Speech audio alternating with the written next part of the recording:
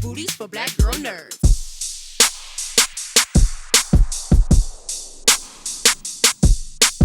Hi, Chalice. Good, How thank are you? Lovely to see you. Lovely to see you guys too. Thank you guys so much for fitting me into your busy schedule. This movie is phenomenal, so I'm excited to talk to you guys about it. Thank you. Tom, I'll start with you. So when I first saw the trailer, it actually made me cry. So I knew I was going to love the movie before I even saw the whole thing. So what really stood out is that you didn't have a ton of dialogue, but yet you were able to convey so much emotion. And Stephen King was quoted as saying that you did a great job and he loves the movie. So how does that make you feel coming from the man himself? Oh, I'm so relieved. No, I'm so proud of it. I had the same, I think perhaps the same experience you did, which is I read the script for the first time just over 2 years ago, and it made me cry. And the wisdom in the film about the courage it takes to hold on to what's good in a world that feels like it's falling apart, and to hold on to the people you love and the people who matter.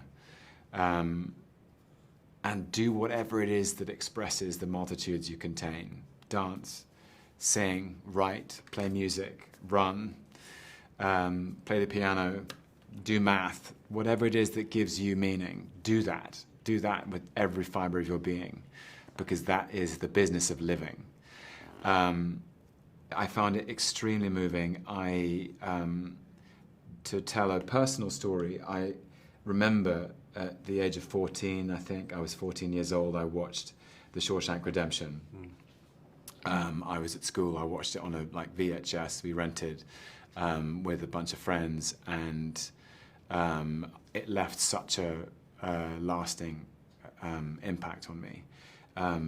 The wisdom in that film and the performances by Morgan Freeman and Tim Robbins and the rest of the cast, and what it made me think about sort of what life is about.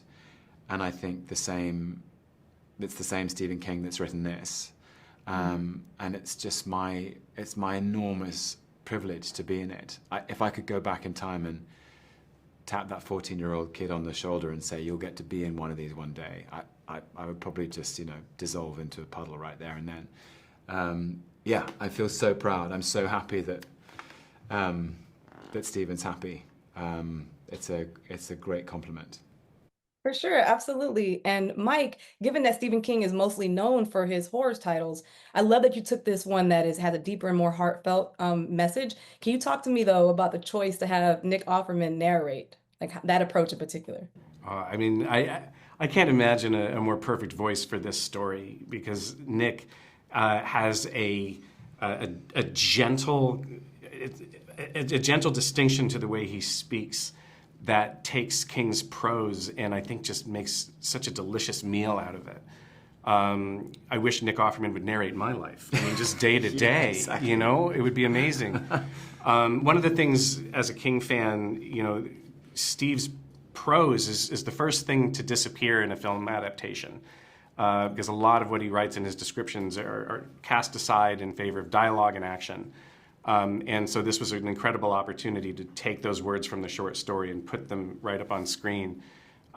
We approached Nick Offerman and asked if he'd be willing to read it, knowing that he tends to be working on much bigger things, and with his voice especially, is very sought after, and he connected with the material immediately. I still get choked up listening to him, especially at the end of Act 2 after the dance, when you're standing and looking at where the drums were. Yeah. To this day, brings tears to my eyes hearing him say those words. But Nick is the perfect tone, I think, for this movie.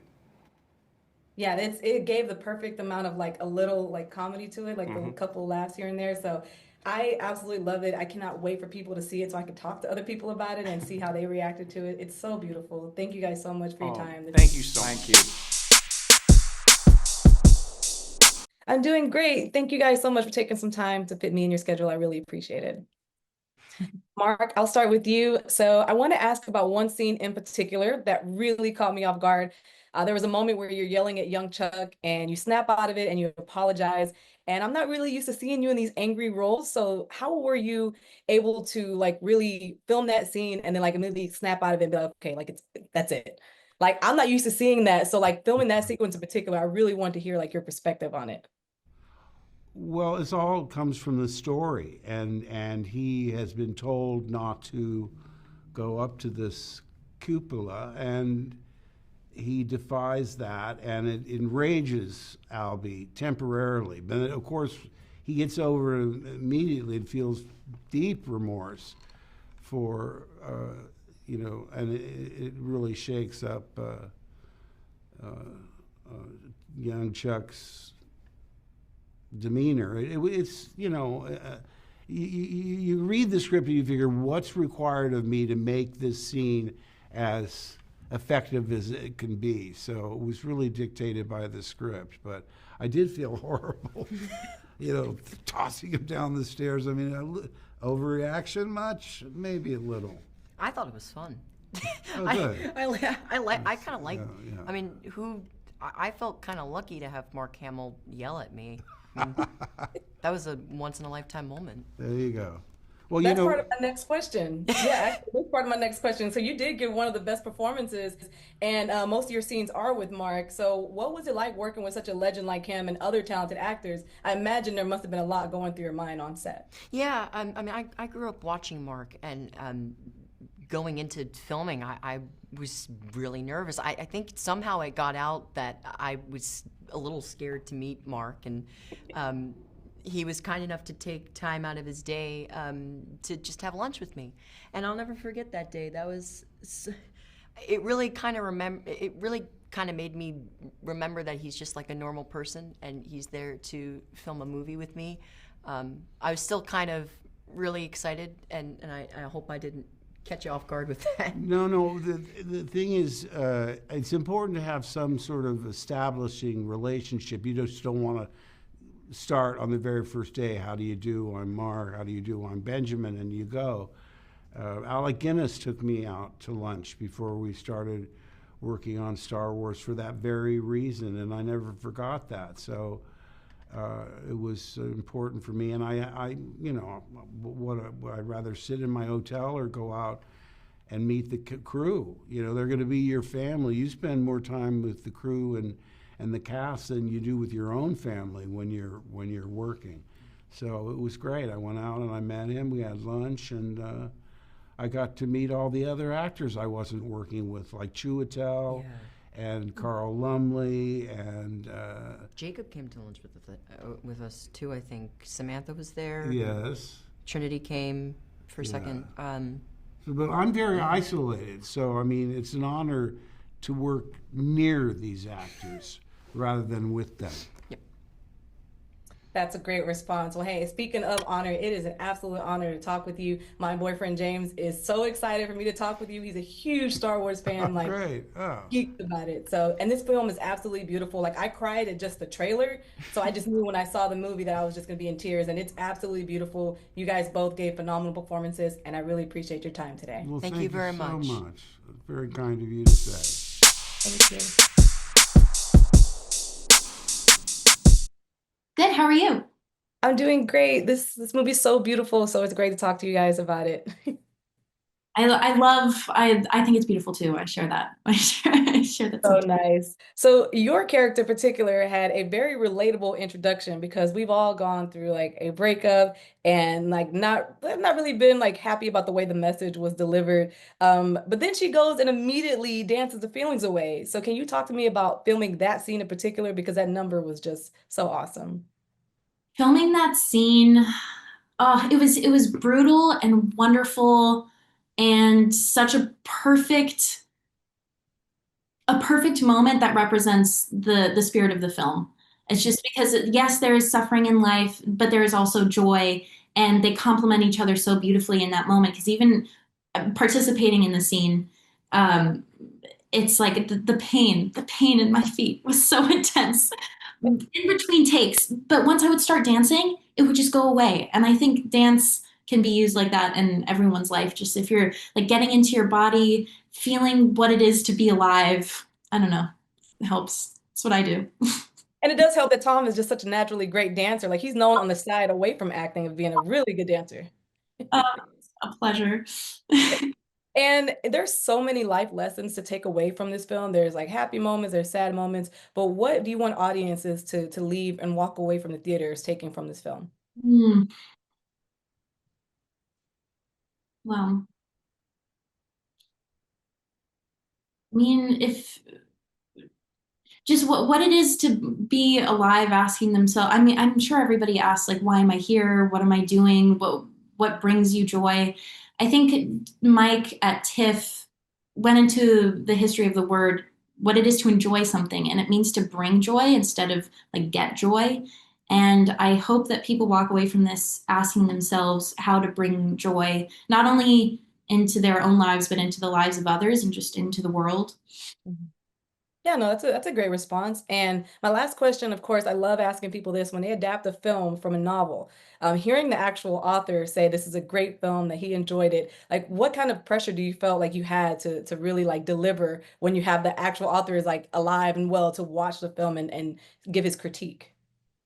I didn't, I honestly didn't feel pressure. I didn't feel like there was Janice could be anybody. Mhm. Janice could be anybody. And so it felt like,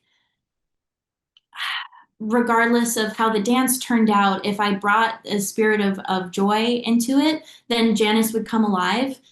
And that's what I loved about the character that Stephen King wrote, and how Mike brought her to life, and how I was able to just like step into this moment and be Janice. It was really special. Had you read the book before joining, or was this the script was like your first exposure? You had? Okay, see, that's new for me because I had not read the book, and I love going into a movie not knowing like what to expect. I've done that a couple of times and then go back and read the book after, but this is such a beautiful adaptation. You guys did a phenomenal job, and I cried at just watching the trailer. So that didn't actually see the film, it was worse. So I do appreciate your time. You guys did phenomenal, and I can't wait for everyone to see this when it hits theaters. Thank you, Chalice. I'm doing great. Thank you guys so much for taking time to speak with us. This movie is absolutely beautiful, so it's nice to be able to talk to you guys about it. Thank you. Thanks. Chiwetel, I'll start with you. You're such a talented actor, and I'd actually venture to say that your character got some of the most screen time. So we got to see your range of emotions, trying to really understand what was going on in the world. But that one scene with you and Damien in the parent-teacher meeting got an unexpected laugh from me. So how important do you think it is to have lighthearted moments in a movie that's full of more serious undertones? Oh yeah, I think that's great. Thank you. Yeah, no, it was. I feel like that the balance in this film, sort of tonally, is what really attracted me to it. I think that there was stuff that was emotional, there was things that were philosophical, then there was things that were just very funny. Then there was this kind of very raw, realistic interactions that happened as well, and I just thought that all of that was balanced in a really complex and really sophisticated way. And I think what Mike did brilliantly was create a tonality where all of those things could exist together and you felt still very kind of connected to it.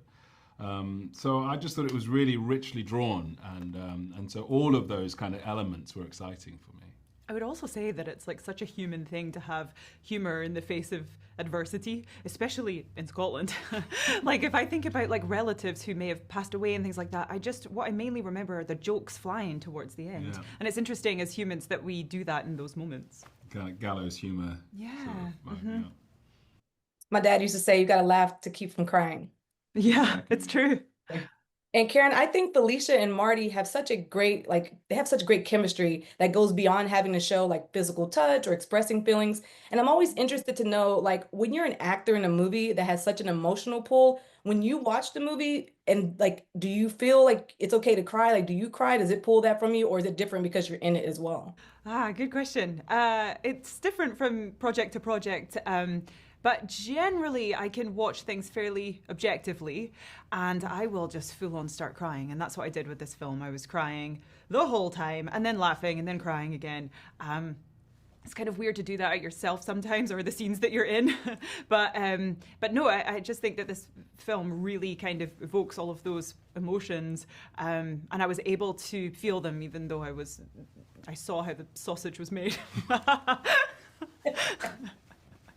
Awesome. Well, my last question is for both of you. This has so many different elements about life that can relate to anyone in particular. So, what do you think that is something that you really want audience to take away from it, even if they haven't read the book? Like, what from the movie in particular do you want people to take from it?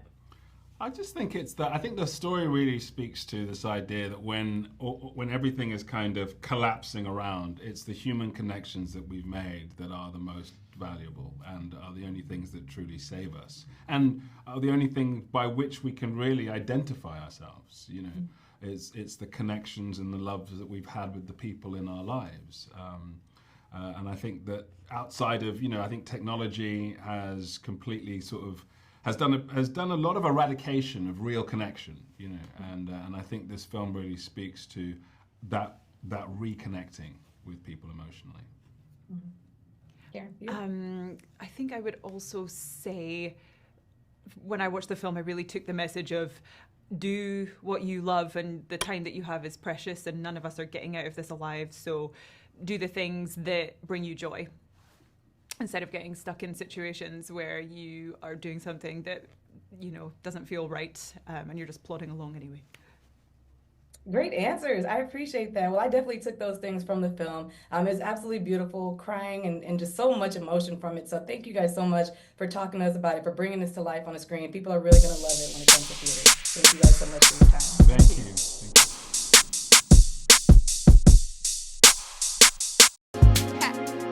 Better shake your booties for black girl nerves. Better shake your booties for black girl nerves.